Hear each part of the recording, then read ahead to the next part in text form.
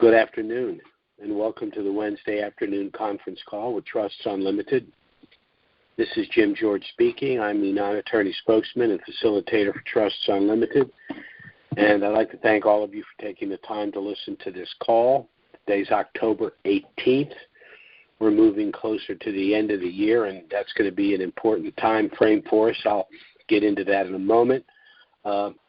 If you're calling for the first time and you like the things that we discuss here, I hope you'll click the subscribe button and share our call with other like-minded individuals. This is going to be a very short call today for a number of reasons. Obviously, what's going on in the Middle East is of extreme interest.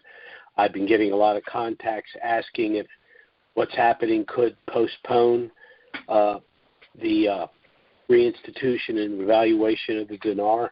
My answer is yes, it's possible, but I do not think that it's likely. I'd also suggest that since this is a shorter call, those of you calling for the first time, go to our call of September 27th or October 4th. You'll get a longer call and an explanation of the Family Asset Protection Trust package that we've put in place. Unfortunately, for some reason, our calls on YouTube are not in chronological order. I have no idea why they are not. I've tried to get some information and some help with regard to this. No one seems to have any answers. So whether it's this call today or earlier calls you want to listen to, please scroll down, because, again, they're not in chronological order. So let's get started for today. First, by way of disclaimer, Trusts Unlimited is not the purveyor of the dinar and these other currencies. We're not advocating either the sale or purchase of these currencies, but as rather substantial currency holders ourselves. We're sharing with you the information we believe to be most relevant. Of course, what's most important and uppermost in our minds is a window for the potential reinstitution and revaluation of the dinar. Very simply, we have a very wide window. The reinstitution, in my opinion, could occur at any time. There's an argument to be made that when it does happen, they're going to pop it on us to try to avoid some of the currency speculators involving themselves.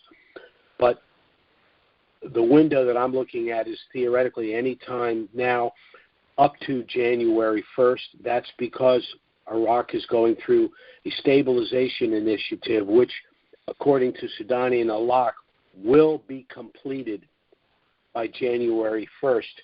Now, this stabilization process has to do, of course, with stabilizing the value of the dinar against the dollar, reducing inflation, price stability for goods and services in the country, and discussions that are going on right now about the implementation of customs automation.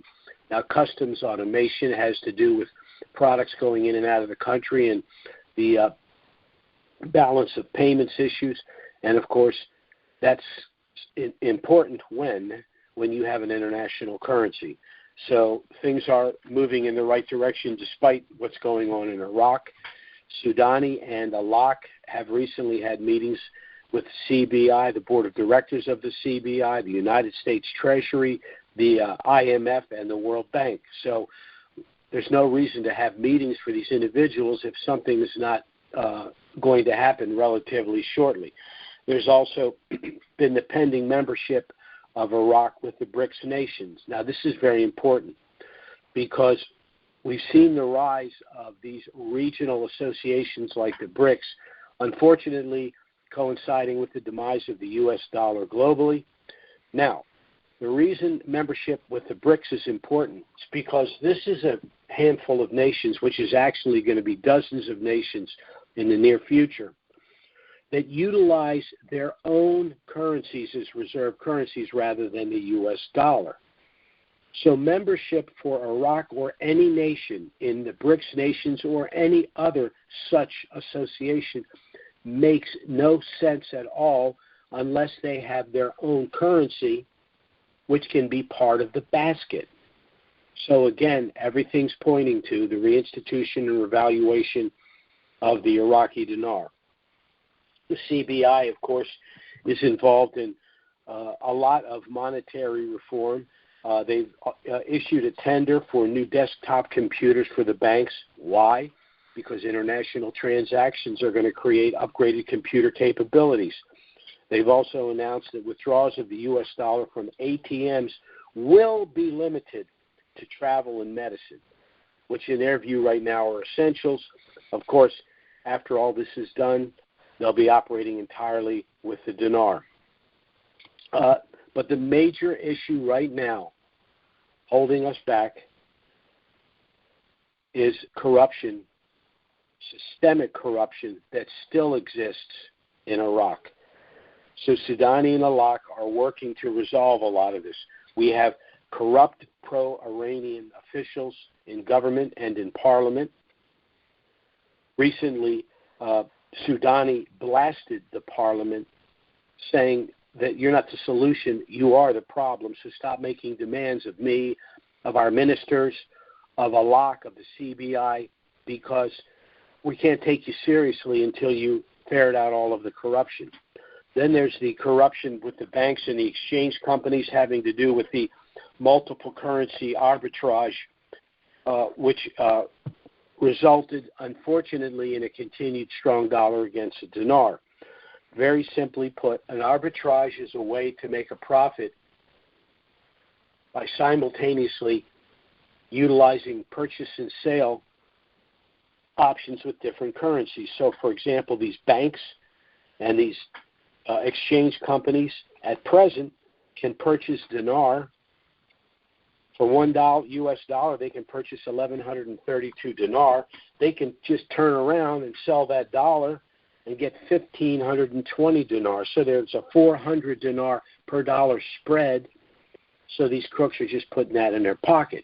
And of course, in order for the dinar to reinstitute in country and revalue, they have to end this process. Now, ending the auctions is one thing, but now they've got to end this arbitrage that's going on, this illegal arbitrage operating between the official rate and the market or street rate of the dinar.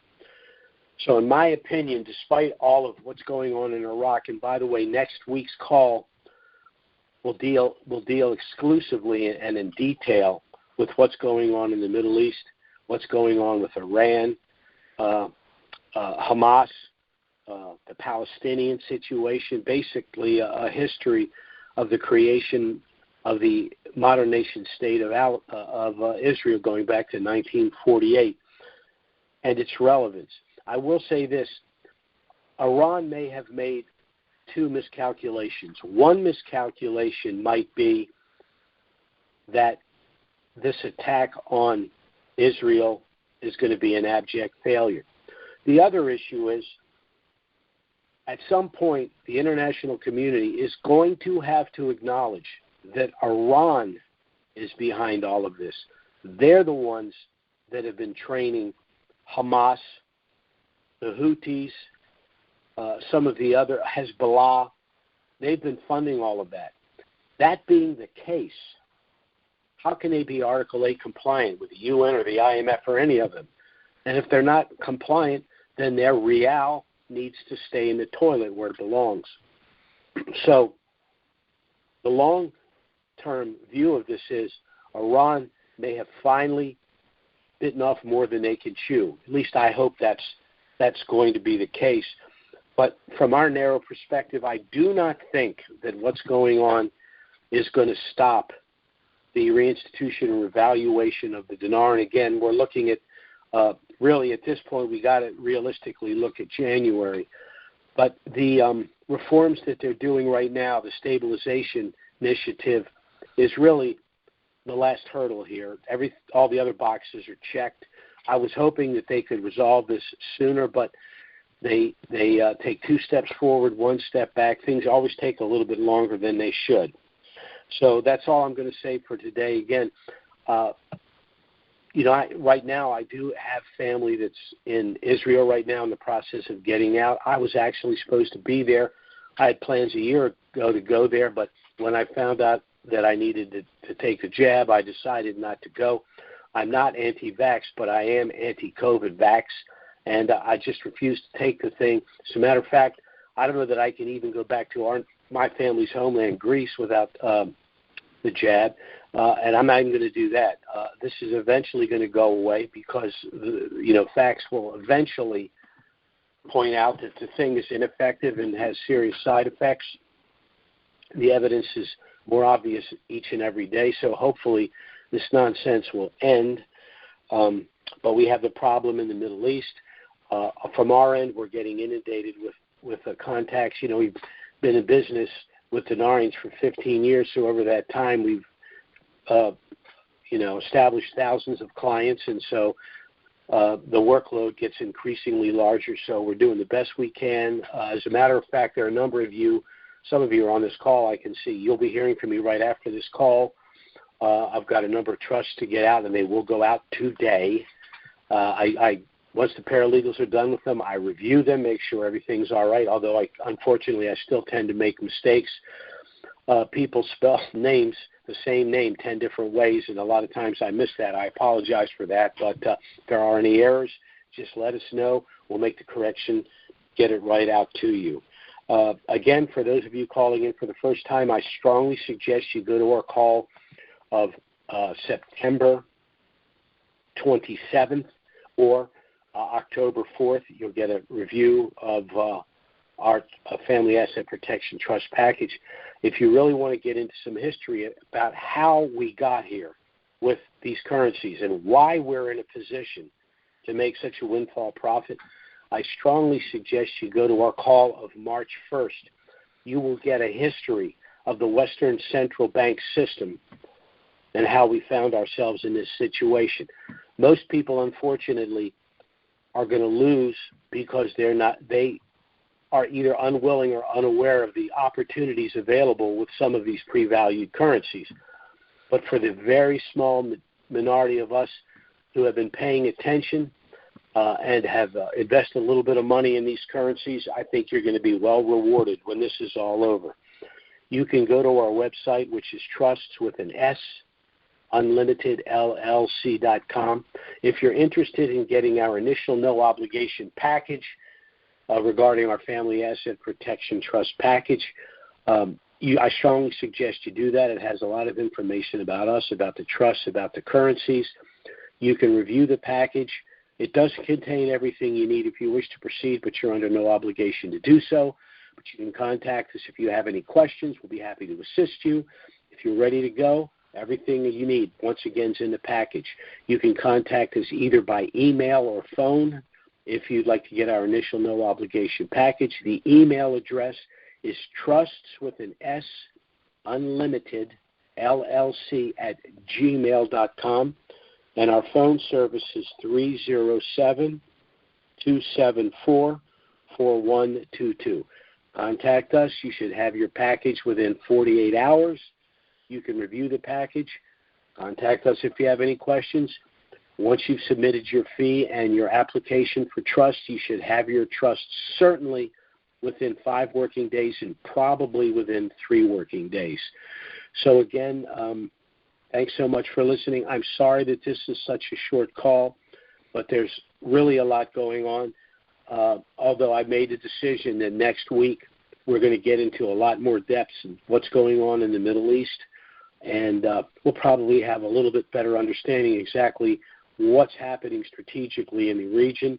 We'll have a full call with the Q&A, and I'll be on the phone for however long it takes. But right now I have a log jam that I need to work through. And again, for those of you that have submitted trust applications, you will have your trust package this week. And I see there are a number of trusts that I'm going to review and send out this afternoon. So thanks so much for listening, everyone. We greatly appreciate you taking the time.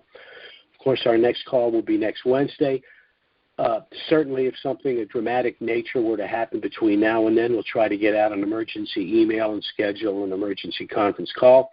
But failing that, we'll be back next Wednesday, noon Eastern, 9 a.m. Pacific. Again, thanks for listening, everyone, and have a great week. Bye-bye.